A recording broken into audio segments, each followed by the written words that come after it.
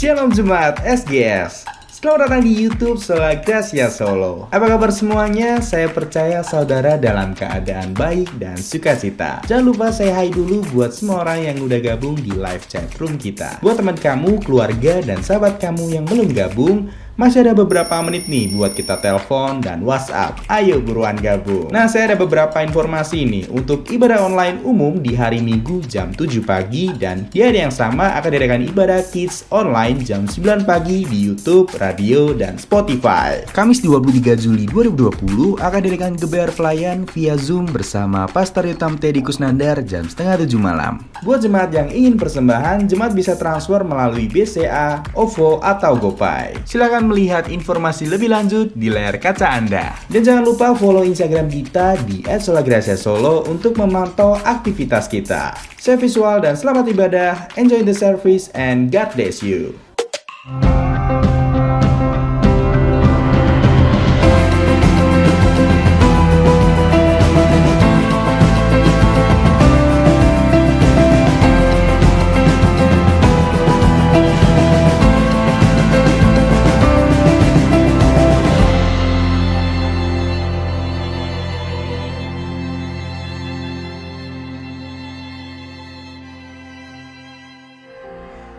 Percaya bahwa Tuhan Yesus kita baik selamanya, amin. Berikan tepuk tangan dulu yang luar biasa buat Allah kita yang hebat. Oh haleluya. Mari kita datang kepada Tuhan, bawa segala kerinduanmu yang terbaik di hadapan Bapa. Mari sembah Dia sepenuh hatimu.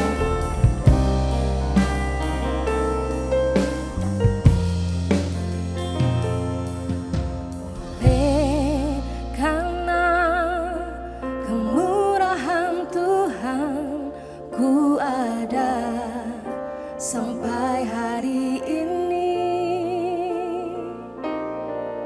oleh karena kebaikan Tuhan, janji-Mu terjadi bagiku. Ku sembah Kau Tuhan, ku mengangkat tanganku, selamanya Kau ajaib bagiku. Ku sembah Kau Tuhan, ku mengangkat wajahku, selamanya Kau hebat bagiku. Kami mau memuji nama-Mu, Allah kami yang hidup, Allah kami yang hebat, luar biasa. Terima kasih Bapa, terima kasih. Karena kemurahan Tuhan, ku ada sampai hari ini. Oleh karena kebaikan Tuhan, janji-Mu terjadi bagiku. Ku sembah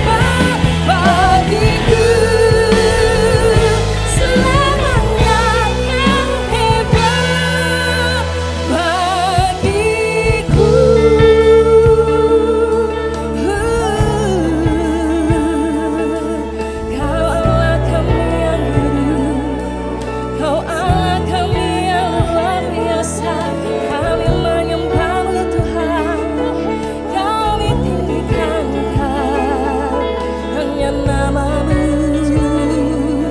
hanya nama-Mu Tuhan. Haleluya, dikuduskan nama-Mu, datanglah kerajaan-Mu, jadilah kehendak-Mu. Haleluya, sembah Dia, muliakan namanya. Haleluya, sebab nama-Mu kudus Tuhan, Kau yang layak ditinggikan selamanya. Kami muliakan Engkau ya Tuhan, kami merasakan hadirat-Mu sama kami ya Tuhan, mengalir kuasa-Mu ya Roh Kudus. Biarkan pagi hari ini kami merasakan kuasa-Mu dan hadirat-Mu Tuhan. Jamah setiap kami yang datang hari ini dengan segala kerinduan, dengan segala pergumulan. Terima kasih Tuhan, kami mau menikmati kasih dan berkat-Mu yang luar biasa atas kami. Angkat suara-Mu, buka hati-Mu, angkat pujian-Mu di hadapan Tuhan. Haleluya, haleluya, ya syakaya lama-lama, ya syakaya lama-lama, ya se, ya lama-lama, ya syakaya, ya lama-lama, ya se. Haleluya, ya lama-lama, ya syakaya, ya lama-lama, takaya, ya se, ya lama-lama, ya syakaya, ya lama-lama, ya syakaya. Haleluya, kudus, kudus Tuhan. Haleluya, ya lama-lama, ya syakaya, ya lama-lama, takaya, lama-lama, ya lama-lama. Haleluya, kudus nama-Mu Tuhan. Haleluya, haleluya. Himanamaya Sakaya Lalana, dikuduskanlah nama-Mu Tuhan. Hiranamaya Shekera, Hiranamaya Shekera, Kiralanaya Shekera, Hinatakaya Lama-Lama-Lama Shekera, Kiralamalakaya Lama-Lama-Lama Shekera, Hirarararararararararara. Kiara lama-lama ya shira, hinala takaya lama-lama ya shira, hinala malala ya shira, sembah Dia, sembah Dia. Kami percaya kuasa-Mu Tuhan, berkat-Mu atas kami melimpah. Janji-Mu ya dan amin Tuhan. Haleluya.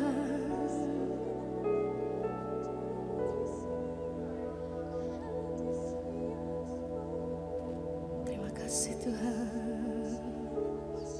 Aku percaya, aku percaya.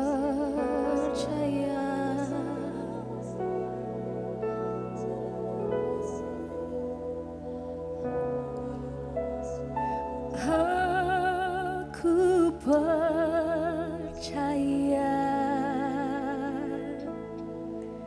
berkat-Mu atasku melimpah, kebajikan, kemurahan selalu mengikutiku. Ku puji, ku sembah Kau. Angkat tanganmu dan hatimu, katakan kepada Tuhan. Aku percaya percaya. Amin.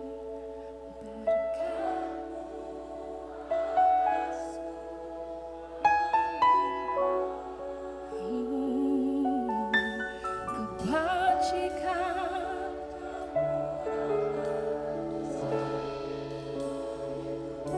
Yes Tuhan. Ku sembah Kau Tuhan. Kami mau merasakan kuasa-Mu pagi hari ini Tuhan. Kami siap terima janji-Mu yang dikenapi dalam hidup kami Bapa. Terima kasih untuk kasih yang tidak berkesudahan di dalam hidup kami Bapa. Terima kasih Tuhan, terima kasih. Aku percaya berlaku atasku melimpah, kebajikan kemurahan selalu mengikutiku. Ku puji, ku sembah Kau Tuhan.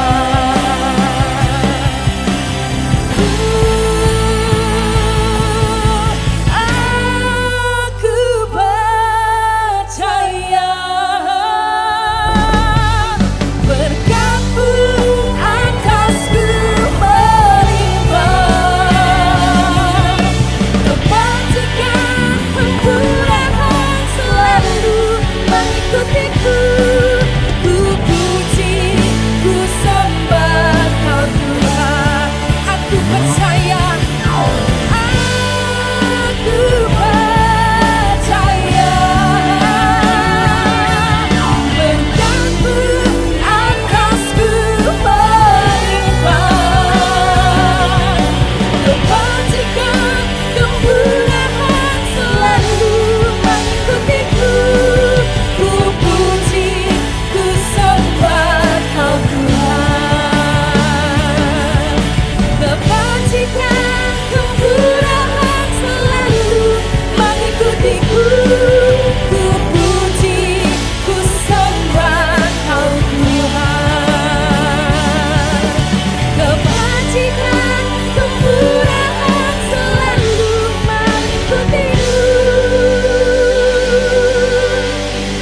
Ku puji, ku sembah Kau Tuhan. Oh haleluya. Terima kasih ya Rabbus, terima kasih ya Tuhan. Haleluya, haleluya. Kami siap terima berkat-Mu pagi hari ini Bapa. Kami siap memuji nama-Mu, memuliakan nama-Mu. Yang siap memuji Tuhan, melompat menari buat Tuhan, katakan bersama-sama. Amin. Mari kita bersorak lebih lagi buat Allah kita, karena Dia satu-satunya Allah kita yang luar biasa. Mari tepuk tangan bersuka cita bagi nama Tuhan.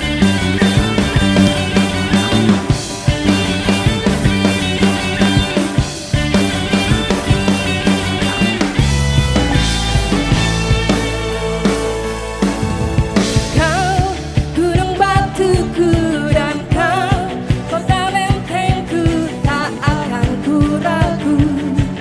Kau menjamin hidupku. Kau semua dan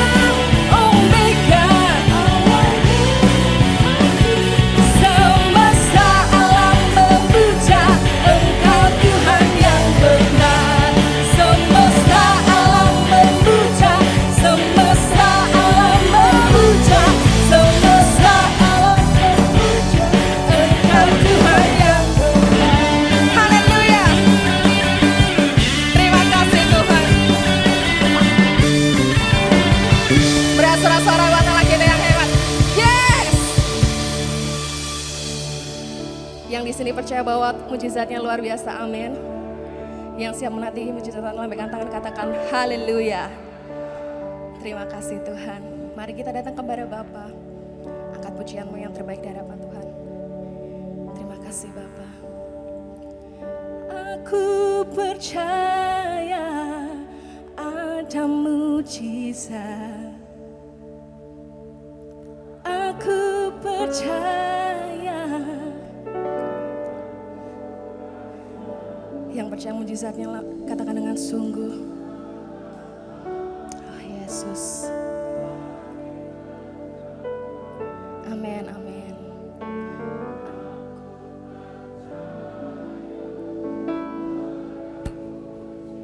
Boleh angkat tanganmu, buka hatimu, katakan kepada Tuhan. Aku percaya ada mujizat. Kami percaya Tuhan. Aku percaya. Ini seruan kami untuk Engkau Tuhan.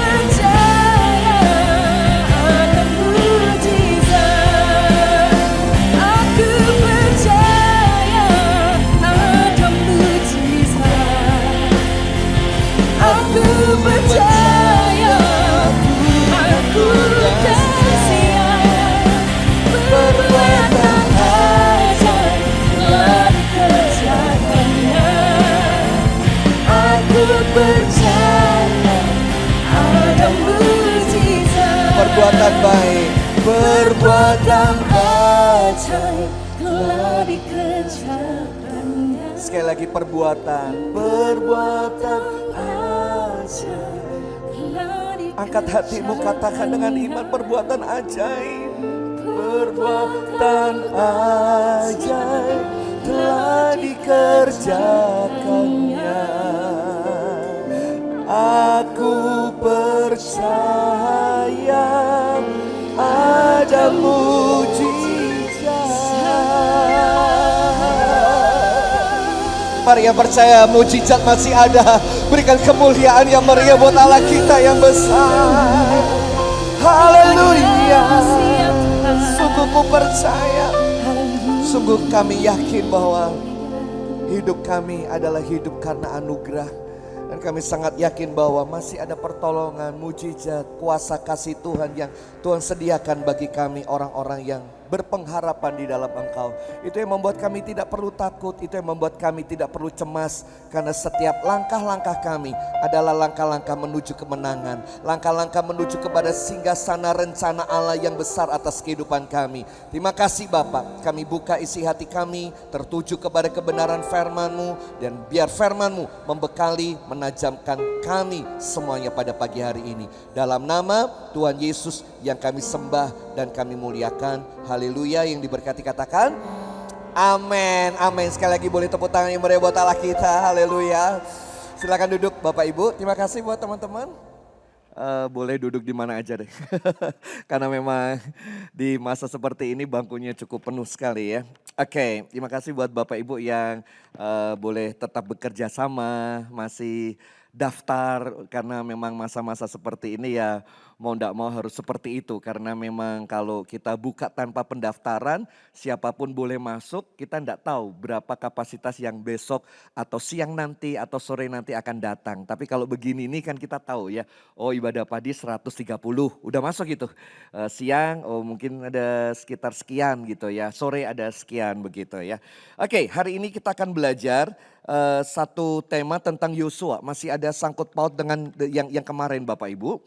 Nah, ini sesi pertama, nanti siang sesi kedua, nanti sore sesi ketiga ya. Bapak Ibu nanti boleh kalau saudara mau belajar lengkapnya cari di YouTube-nya. Tentunya tidak hari ini, setelah semua proses editing selesai baru semua akan ditembakkan. Mungkin minggu besok akan semua udah ready semua ya. Nah, hari ini kita masuk ke sesi yang pertama terlebih dahulu ya. Nah, ada yang menarik dengan nama Yosua karena nama ini cukup tenar sekali. Cukup terkenal sekali, disebut kurang lebih 201 kali di dalam Alkitab. Bahkan kehebatan kepemimpinannya tidak terkalahkan sebanding sama Musa. Karena Tuhan sendiri berkata begini, seperti aku menyertai Musa, demikian aku menyertai engkau. Jadi bobotnya sama. Kita nggak bisa ngomong bahwa Musa lebih dari semuanya. Enggak, Yosua juga punya bobot kualitas yang sama. Satu kitabnya aja namanya Yosua.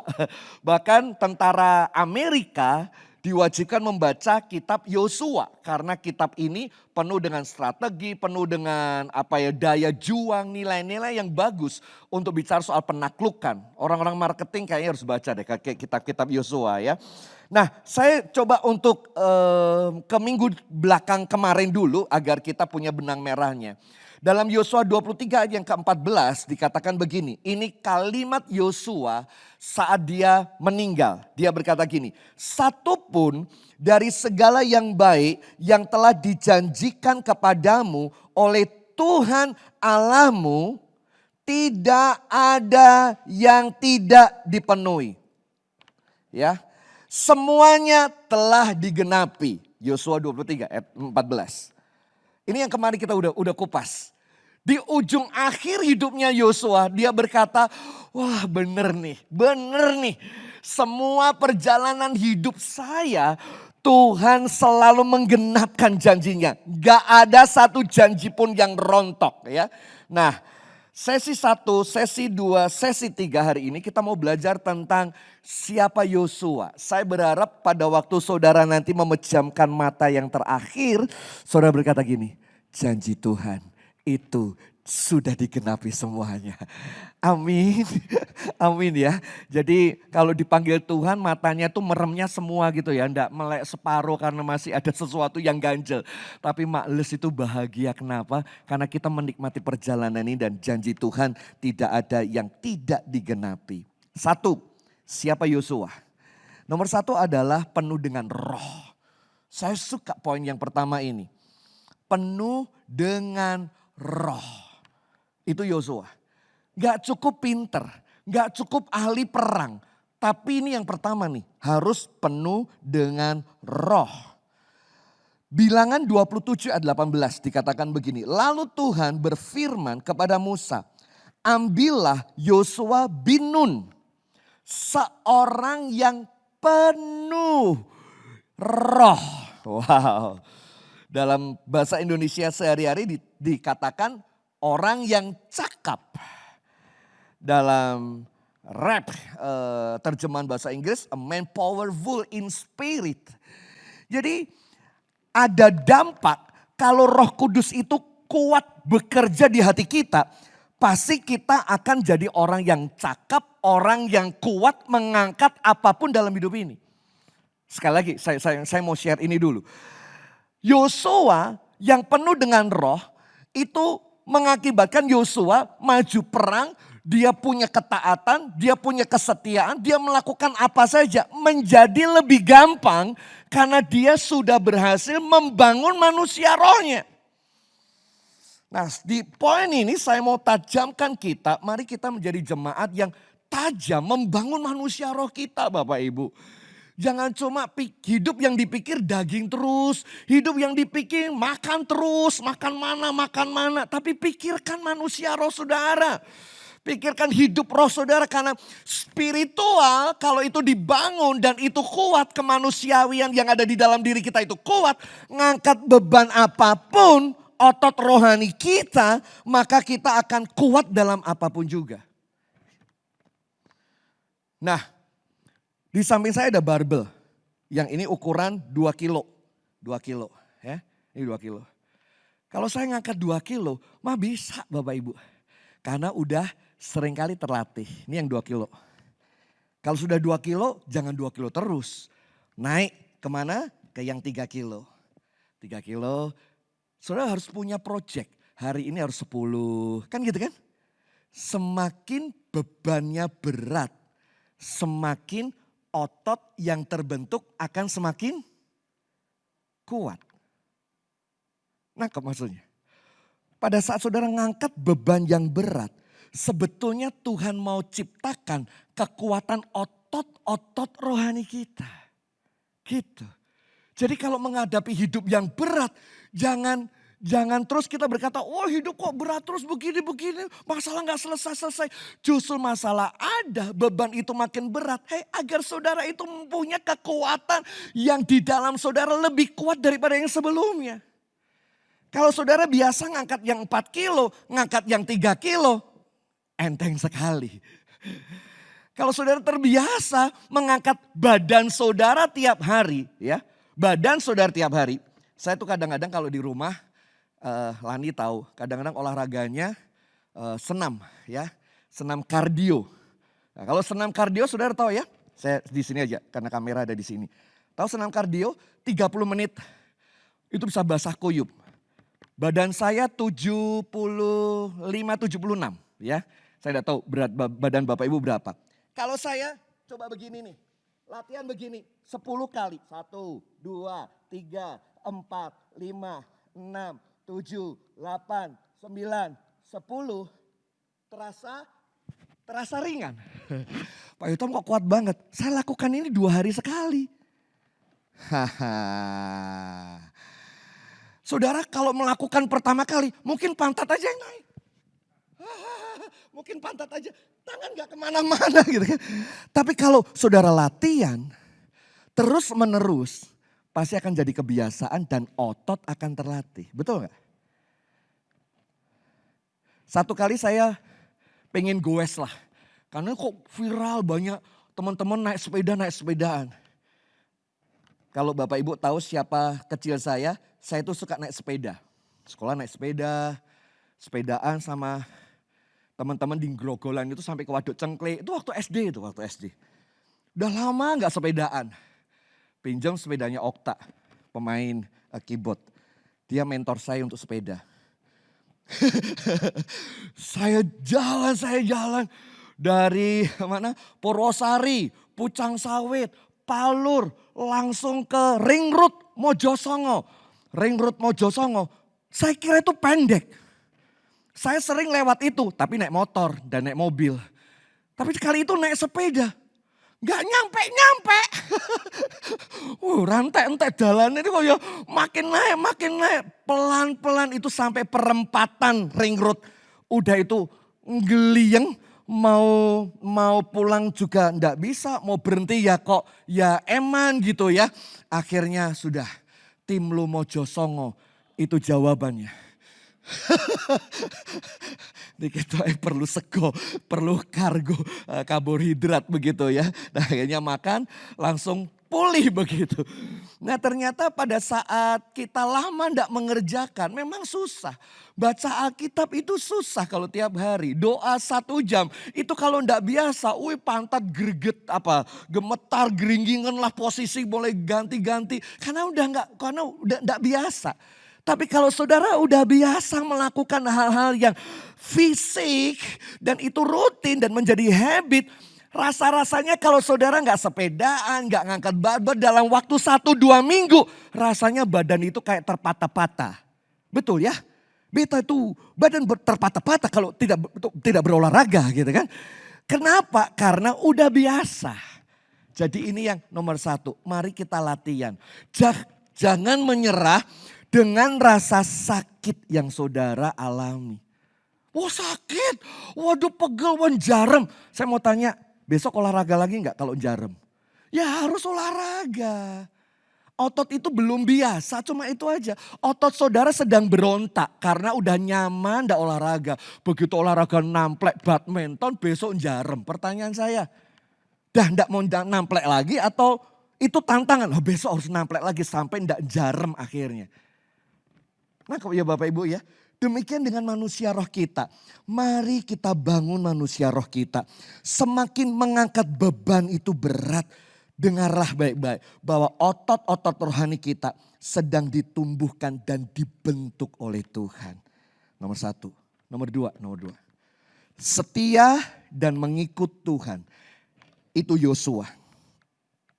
Yosua orang yang faithfulness. Dia setia dan dia mengikuti Tuhan. Mari kita baca di dalam Yosua 24 ayat yang ke-13.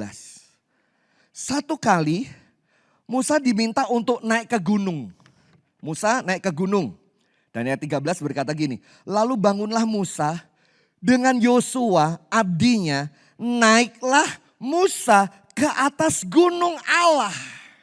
Gunung Sinai. Saudara boleh lihat di peta ya. Yosua ditinggal di tengah-tengah. Musa naik lebih tinggi di atas bukitnya. Dan itu tanpa wifi. Dan itu 40 hari 40 malam. Saudara bisa bayangkan itu. Kalau tidak ada unsur kata setia, saya percaya Yosua turun. Ikut bergabung dengan Harun dan 70 kepala suku yang lain untuk menyembah patung anak lembu emas. Yosua menyatakan diri untuk tetap setia. Nunggu Bapak Ibu Saudara sekalian. Saya tidak tahu ya, mungkin di bawah sedang teriak-teriak begitu. Mungkin dengar. Tapi dia tetap setia nunggu Musa sampai Musa turun. Ini menyatakan bahwa dia punya yang namanya kesetiaan untuk mengikut Tuhan. Rasa lapar dan haus akan Tuhan itu tidak terbendung yang namanya Yosua. Saya mau tunjukkan satu ayat ya.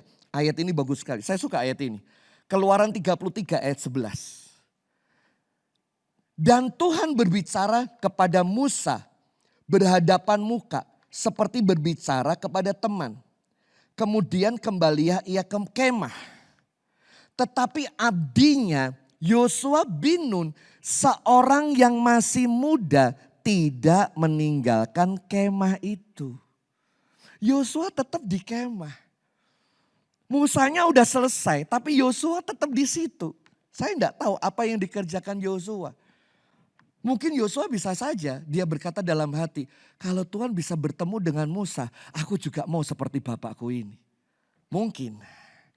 Tapi kalau kita lihat dari ayat demi ayat, kenapa Yosua sampai akhirnya dia berkata, semua janji Tuhan digenapi. Ya dia orang yang membangun rohnya. Yang kedua, dia orang yang setia sama Tuhan. Coba bilangan 32 ayat yang ke-12. Ada satu ayat bagus sekali. Kecuali Kaleb bin Yefune, orang Kenas itu, Yosua bin Nun, sebab keduanya mengikut Tuhan dengan sepenuh hati. Kata setia, faithfulness, itu bukan sekedar saudara datang ke gereja, wah dia orangnya setia loh. Di masa kayak gini setia luar biasa. Setia bukan seperti itu saja. Tapi setia itu di dalamnya ada konotasi begini. Mengikut Tuhan dengan sepenuh hati. Walaupun 12 pengintai, 10-nya itu menyatakan tidak mungkin kita bisa masuk. Tapi Yosua dan Nun tetap setia kepada Tuhan. Makanya Tuhan berkata, 2 orang ini mengikut aku dengan setia dan mereka akan masuk ke tanah perjanjian. Setia itu mengandung janji yang luar biasa. Yuk Bapak Ibu yang suami istri kembali kepada janji nikah kita. Kita anak dan orang tua hubungan keluarga, mari kita satu dengan yang lain, kita setia satu dengan yang lain. Kenapa? Karena mengandung janji. Setia bukan sekedar hadir, tapi setia itu juga mau belajar taat, mau belajar menambahkan nilai. Kalau saudara belajar tentang 5, 2 dan 1 yang dikasih talenta, 5 akhirnya dikembangkan jadi 10. Yang 2 jadi 4, yang 1 tetap 1. Kepada hamba yang 5 dan yang 2 ini, tuannya berkata gini, engkau hambaku yang baik dan setia. Gak cukup cari mantu yang baik, tapi harus setia. Betul gak? Gak cukup cari orang yang baik, harus sampai setia. Kalau udah setia, apapun yang terjadi, komitmen itu tetap menjadi landasan kehidupan mereka. Ini yang nomor 2 Bapak Ibu. Di tengah COVID seperti ini, di tengah masalah apapun badai yang terjadi, mari kita tetap setia dalam banyak hal. Setia soal waktu bersama dengan Tuhan, setia soal keuangan kita kepada Tuhan, setia hidup kita dengan pernikahan kita, setia dan melakukan firman Allah sungguh-sungguh. Nomor 3. Yosua adalah orang yang optimis dan percaya. Itu yang nomor 3. Kenapa dia bisa masuk ke tanah perjanjian? Karena ini, dia punya namanya sikap hidup. Melihat masa depan dengan optimis dan percaya. Saya mau tunjukkan pembicaraan di antara mereka di Yosua 14 ayat yang ke-6. Yosua anak Nun dan Kaleb anak Yefune yang ikut mengintai negeri itu merobek pakaiannya. Wow, itu tindakan duka cita, kekecewaan atas 10 sikap dari 10 orang yang punya sikap yang negatif. Yang tidak punya optimisme dalam kehidupan mereka. Lalu mereka berkata kepada kumpulan Israel itu, negeri yang kami jalani untuk diintai itu sangat baik. Jika Tuhan berkenan kepada kita, Dia akan membawa kita masuk ke negeri itu. Ayat 8. Dan memberikannya kepada kita suatu negeri yang berlimpah susu dan madu. Hanya saja jangan berontak. Nih kata dia nih. Jangan berontak, jangan ngelawan. Ya, dan jangan takut kepada penduduk tanah ini. Sebab bagi kita mereka adalah mangsa. Lihat. Sebab bagi kita mereka mangsa. Tapi yang 10 mereka tuh kayak raksasa, kita tuh kayak belalang, nanti kita dicaplok. Mereka tuh kanibal, beda sama Yosua. Mereka akan kita mangsa. Yang 10 kita jadi mangsa buat mereka, kita tuh belalang loh kecil-kecil. Sekali lagi ya, Yosua sama Kaleb, mereka, kita yang mangsa. Wow, jangan takut. Jangan berontak melawan Tuhan. Yosua dan Kaleb punya optimisme yang hebat. Selama kita punya optimis dalam hidup ini, saudara pasti punya keyakinan untuk bergerak. Karena lawan optimis adalah pesimis. Betul enggak? Saudara lihat hidup saudara pesimis atau optimis? Lihat bisnis, lihat hidup, lihat pelayanan, lihat anak, lihat pernikahan, lihat gereja, lihat apa saja. Saudara lihat yang gimana nih? Kalau ada gelas kosong, seisi separuh, saudara lihat kosong separuh atau isi separuh? Kalau gelasnya, nih gelas, saya coba kurangi separuh. Minum dulu. Belum separuh. Oke. Kalau gelas ini isi separuh dan kosong separuh, saudara lihat yang mana? Gelasnya sama. Masalahnya Bapak Ibu sama. Masalahnya sama.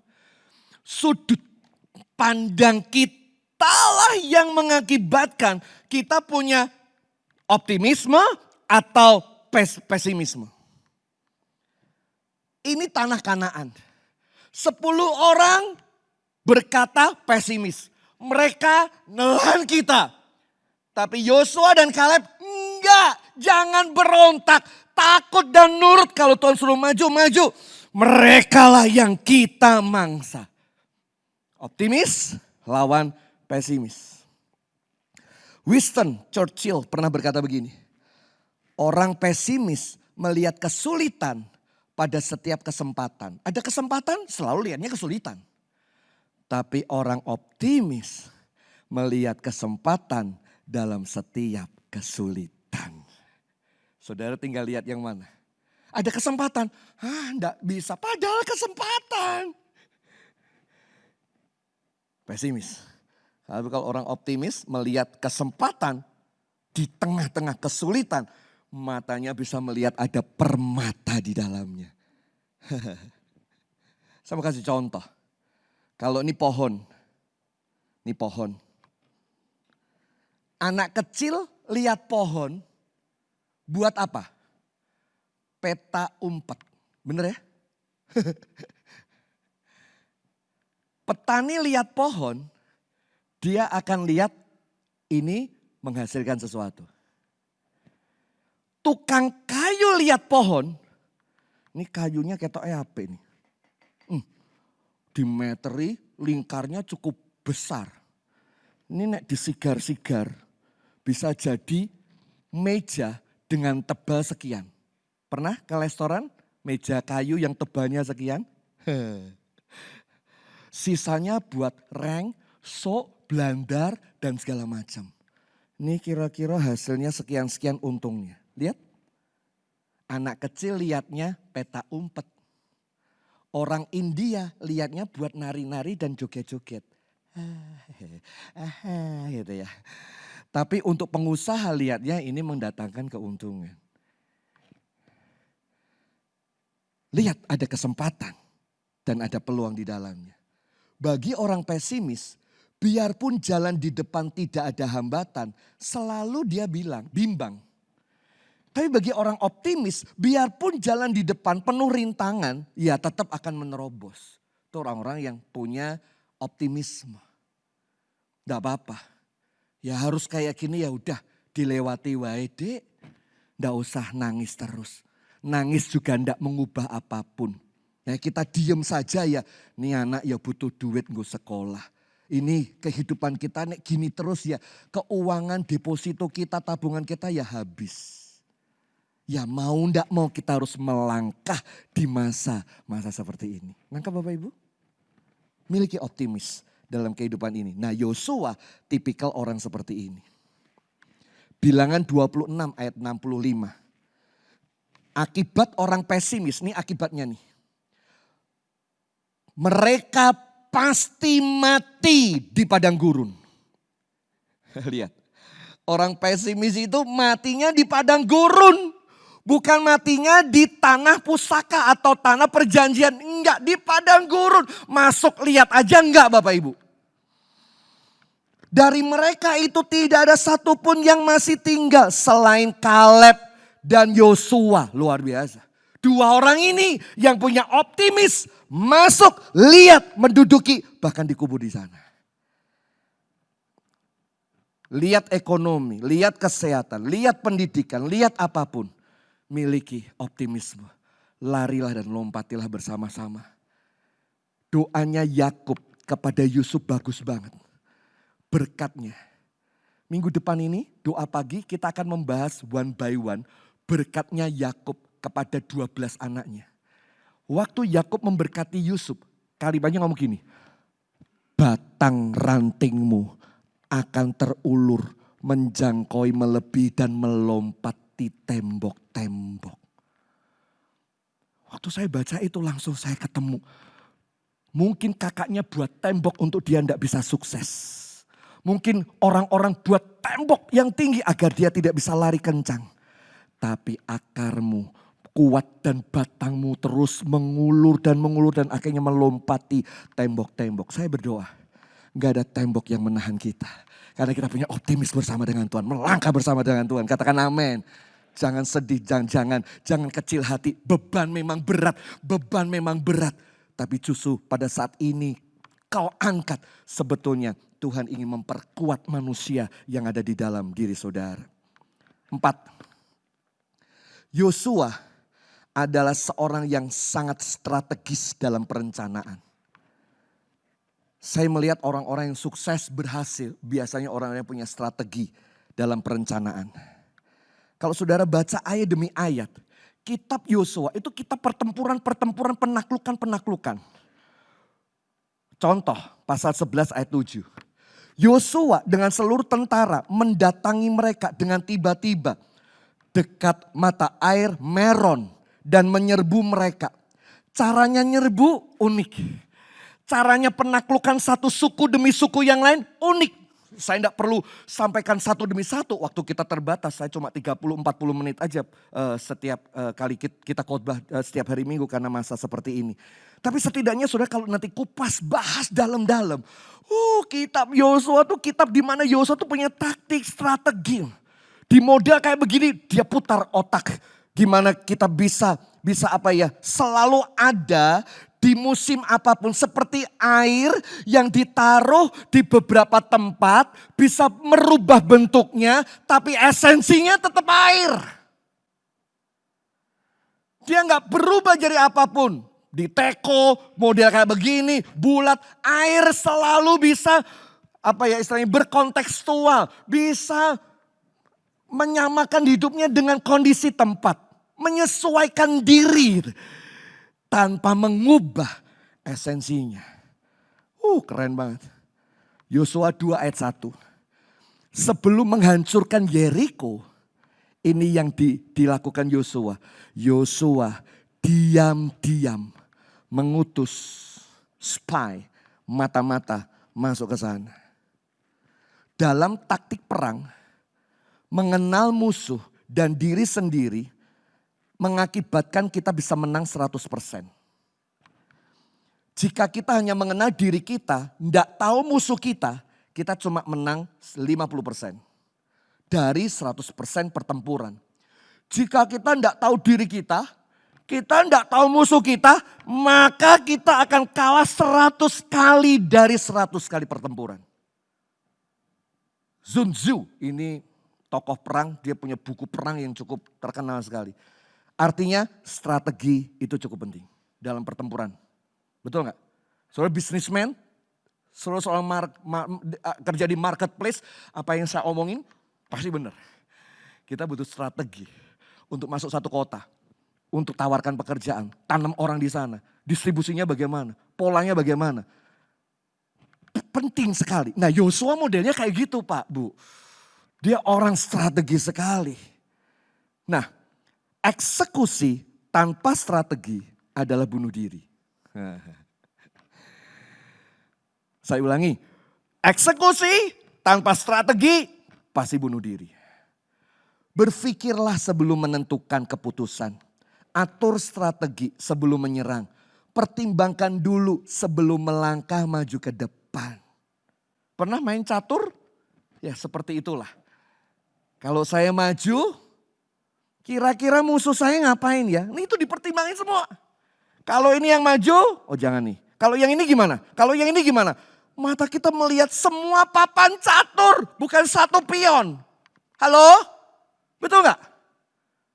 Ibu-ibu agak kesulitan kalau saya ngomong catur mungkin ya.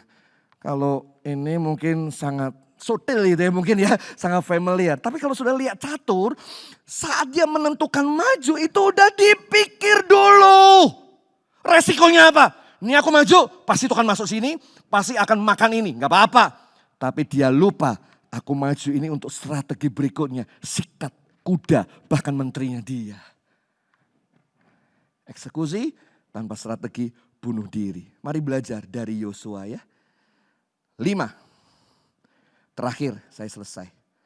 Jadilah seorang warrior. Atau seorang pejuang. Gak mungkin saudara menaklukkan kalau saudara gak berjuang sungguh-sungguh. Mau menaklukkan cinta, perlu perjuangan dan modal. Oh, pacaran ndak pakai modal jalan-jalan, Mas ngelak, kayak no wastafel Dik. Lu ngawur ya. Wastafel itu buat cuci tangan, buat minum. Kalau di bandara luar negeri bisa buat minum. Ini wastafel hari ini tuh ya bukan buat apa-apa, cuci tangan. Ya toh, pacaran itu perlu mental juara. Ketok pintu, nganter pasangannya nih. Iya, ketemu sama calon mertua. Siapa nih? Temen Pak. Temen apa-apa? Enggak, temen aja. Wih, pulang. Aku karo bapakmu brengose. Aduh, tapi bapakku nek wis kenal apik lho Mas. Apakah nyerah? Enggak, mental pejuang. Besok datang bawa ayam bakar. Untuk menaklukkan biar lancar semua. Minggu depan gak putus asa Pak. Kami ada acara Bapak bisa datang enggak? Weh, diajak makan bersama. Kalau gak begitu gak dapet anaknya. Ko Henry pernah cerita waktu dia nawarkan satu produknya dia. Ditolak 7 kali lebih dari satu hotel yang cukup ternama di kota Solo. Dia gak nyerah datang lagi, gak nyerah. Itu pebisnis punya mental kayak begitu. Penginjil punya mental seorang pejuang. Betul gak? Oh nginjil orang gak mau terima ya. Terus kita bubar, kita tinggalkan ya enggak. Dideketi lagi, gimana Pak? Ditelepon lagi, gimana? Jadi enggak itu sampai berkali-kali loh. Pernah saudara risih ditelepon bank?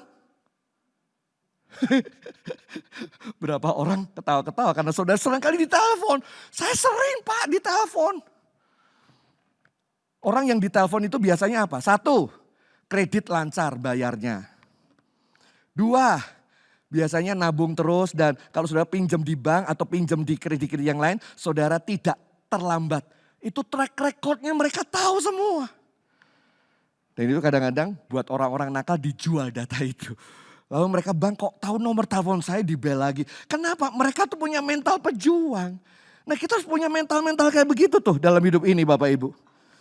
Karir pertama Yosua adalah mengalahkan Amalek. Saudara tahu cerita itu. Ayat 31. Kemudian Yosua dengan seluruh Israel berjalan terus ke Libna, ke Lakis. Itu di pasal 10. Ia berkemah mengepung kota itu dan berperang melawannya. Yosua 11. Kalau saudara baca Yosua demi Yosua. Yosua itu punya mental penakluk.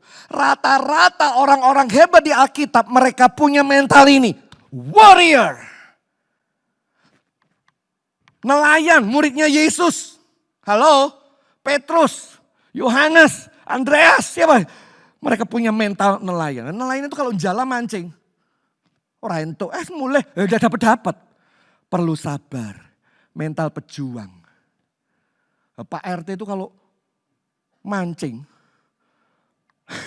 berendam betul ya Pak ya. Berendam di danau tuh seharian. Itu kalau nggak mental pejuang, nggak bisa tuh. Saudara itu seorang goeser, wah bukan influencer, goeser. Seorang pesepeda yang hebat, saudara perlu yang namanya mental-mental kayak begini nih. Karir pertama Yosua bukan apapun, tapi karirnya menaklukkan Amalek. Pasal 10 ayat 40. Yosua mengalahkan seluruh negeri itu di pegunungan. Tanah Negeb. Bukit lereng gunung bersama semua raja dikalahkan Yosua tuh.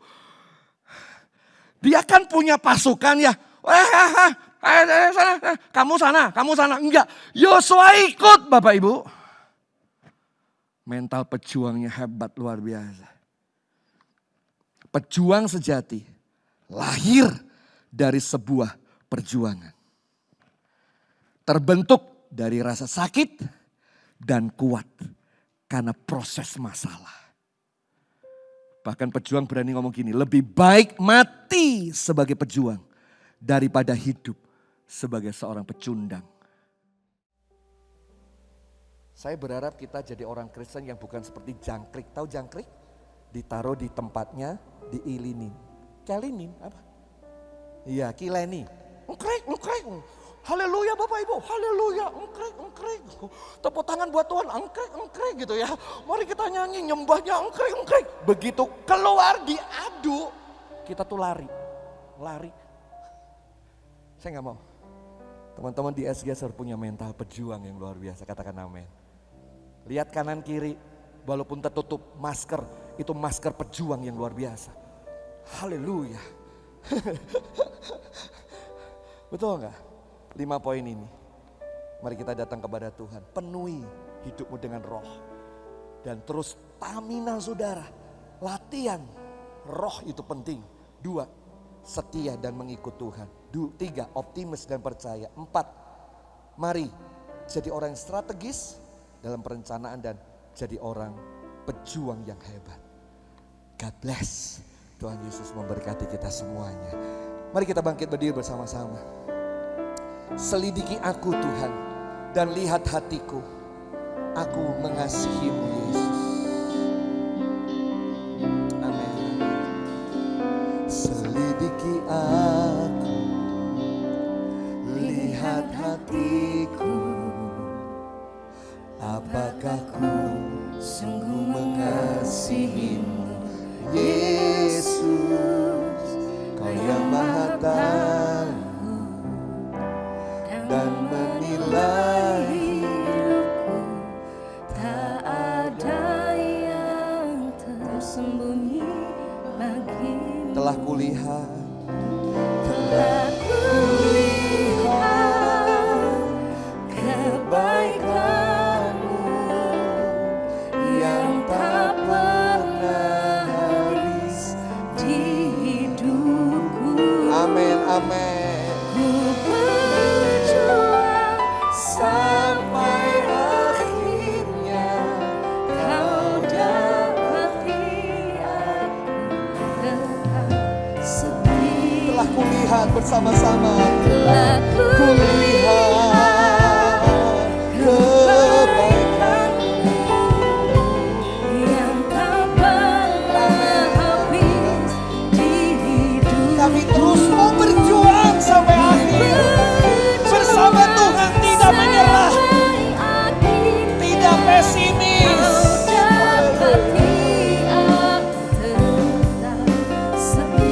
Kalau Tuhan minta kami terus berjalan, kami akan berjalan.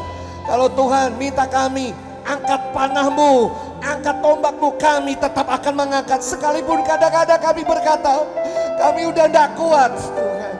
Tapi kalau kau berkata, miliki mental pejuang yang sejati. Kalau itu yang kau mau, biar kami setia hari ini berjuang sampai akhir Tuhan.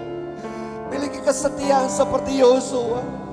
Membangun roh yang kuat di dalam segala hal. Dalam doa, penyembahan, firman Tuhan. Pendalaman lewat sharing-sharing baik di GF. Sharing-sharing perenungan pribadi kami. Biar kami melihat hidup ini optimis Tuhan, tidak pesimis lagi.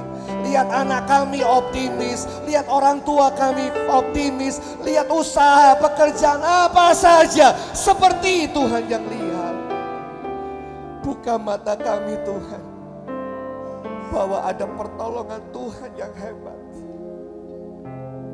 Kami tidak mau seperti Gehazi yang tidak bisa melihat, walaupun sebetulnya Tuhan sudah datang dengan pasukannya.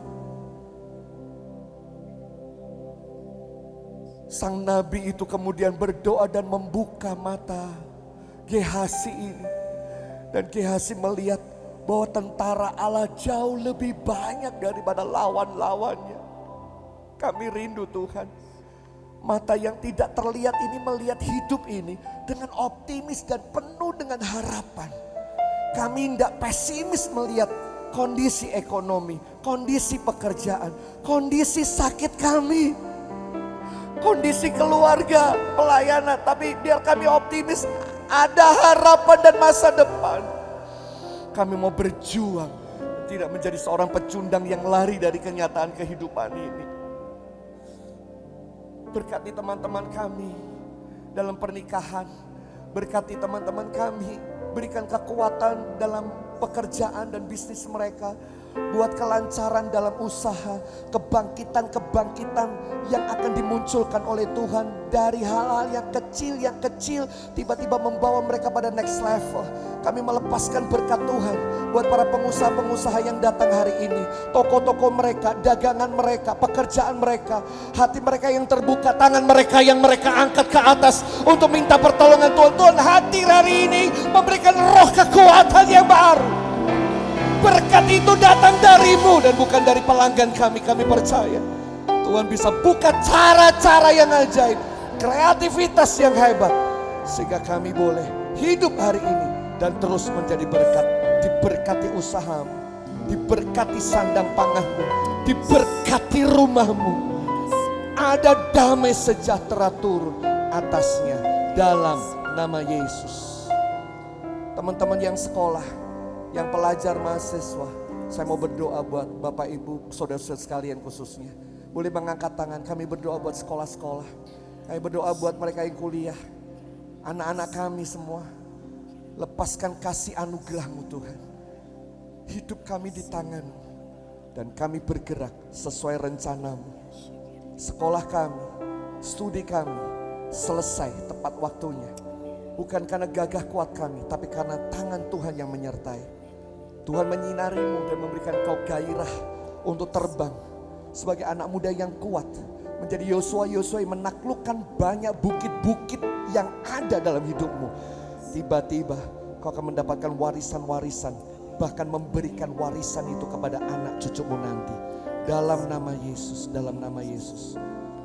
Bapa, sebelum kami pulang, kiranya turun anugerah-Mu pada pagi hari ini. Memberkati semua persembahan yang kami bawa. Memberkati hubungan nikah dan semua yang kami kerjakan. Tuhan menyinarimu dengan wajahnya di pagi ini. Dan tersenyum memberikan kasih karunia dalam hidupmu. Damai, kekuatan yang baru ditaruhnya di hatimu. Jangan takut atas hidupmu. Dan jangan khawatir apa yang kau makan, apa yang akan terjadi di depan. Sebab aku Tuhan Allahmu yang akan menggendongmu. Tuhan Yesus yang mati di atas kayu salib. Bahkan karya Roh Kudus mengurapi, memberkati, membawa kita kepada tanah perjanjian yang penuh dengan damai anugerah.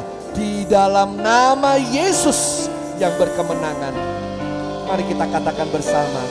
Amin, amin, amin. Boleh tepuk tangan dulu buat Tuhan.